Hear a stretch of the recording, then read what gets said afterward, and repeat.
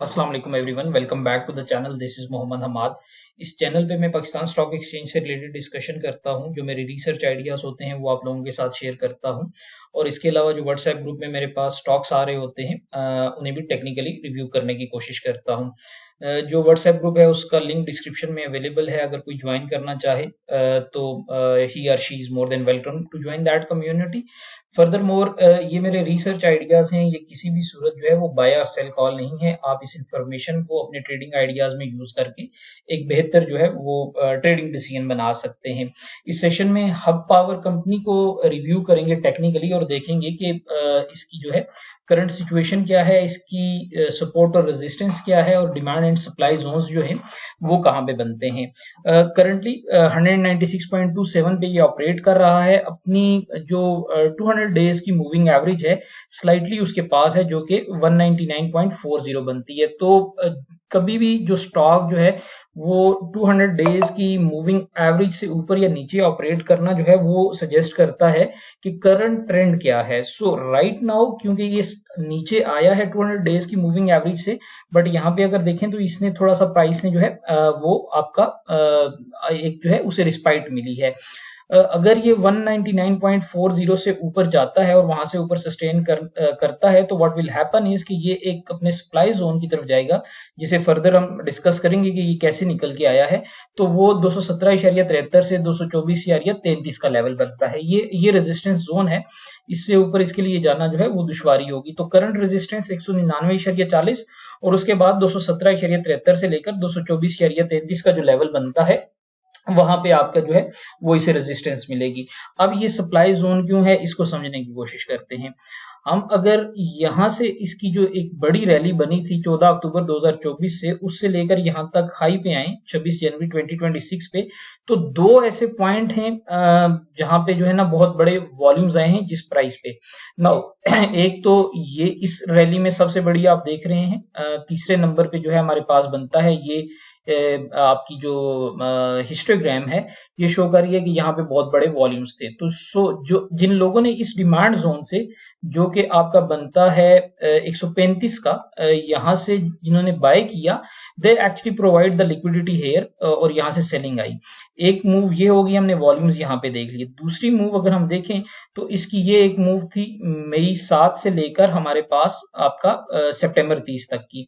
अगर इसकी volume profiling हम करें तो अगेन यहाँ पे आप देखेंगे कि एक बड़ा ब्लॉक अवेलेबल है जो सप्लाई को इंडिकेट करता है। और यहाँ पे डिमांड जोन अगेन क्या बन रहा था, अगर ये आप नीचे देखें तो ये आपका जो है 135 से 142 के दरमियान ही प्राइस में बड़े वॉल्यूम्स आए थे नीचे, और ऊपर जो बड़े वॉल्यूम्स जिस प्राइस पे आए थे वो ये रीजन था। तो अगेन अब हमारे पास अगेन जो डिमांड है वो 135.60 से 142.93 में है इस रैली में भी। और अगेन जो सप्लाई आई, बड़ा एक ब्लॉक बना, वो आपके पास इस 224 के लेवल पे बना। दो चीजें हो गई। तीसरी चीज ये है कि हमारे पास उसके बाद जो अभी रिसेंट पास्ट में इसकी रैली बनी थी वो आपकी बनी थी जब ये अपनी एवरेज की तरफ आया था, तो ये 14 अक्टूबर से लेकर इसने दोबारा जहां डबल टॉप लगाया था 26 जनवरी का, इस रैली को अगर आप मेजर करें वॉल्यूम्स के साथ तो अगेन यहाँ इसका जो निकल के आता है पॉइंट वो 221.74 है।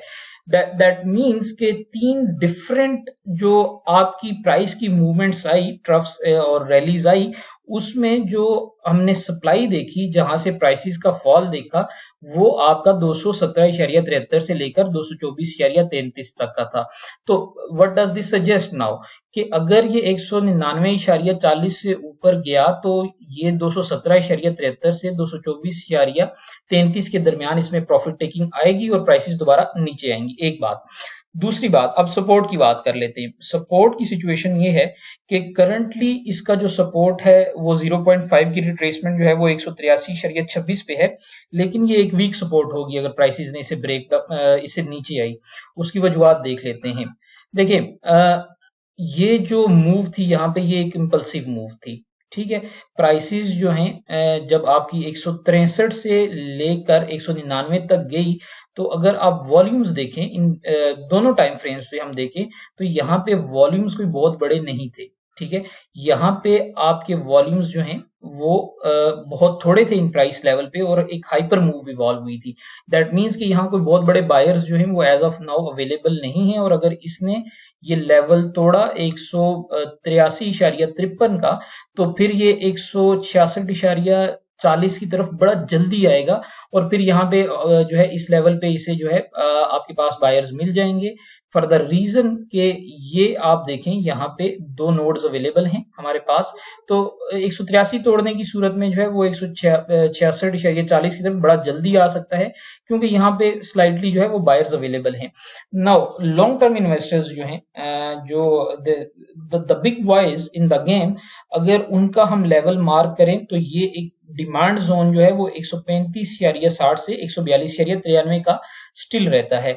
उसकी वजह ये है कि यहाँ इन लेवल्स में कोई बहुत बड़े वॉल्यूम्स नहीं है, यहाँ थोड़ी सी सस्टेनेबिलिटी 166.40 पे है, स्ट्रक्चर भी अवेलेबल है, बट अगर प्राइसेस ये लेवल्स तोड़ती हैं तो फिर जो मेजर इंटरेस्ट है जहां पे इन्वेस्टर इसको नहीं छोड़ना चाहता, वो अगेन आपके पास 135.60 से 142.93 करेगा।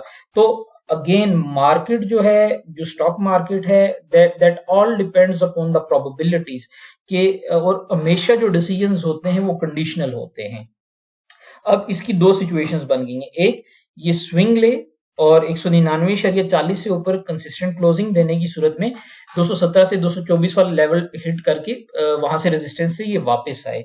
दूसरी सिचुएशन ये है कि ये 183.26 को तोड़ दे। अगर 183.26 को तोड़ता है तो इसमें सेलिंग प्रेशर इंक्रीज होगा, और अगर 199.40 की तरफ ये जाता है तो उसमें क्या होगा कि वहां से इसमें थोड़ा सा पॉजिटिव मोमेंटम आके ये अपने रेजिस्टेंस जोन को दोबारा रीटेस्ट करने जाएगा। So this is pretty much it. I hope कि ये इंफॉर्मेशन और जो कंसेप्चुअल बेस है आपको अपनी ट्रेड्स प्लान करने में जो है वो मदद देगी। Thank you so much for listening. Have a good day.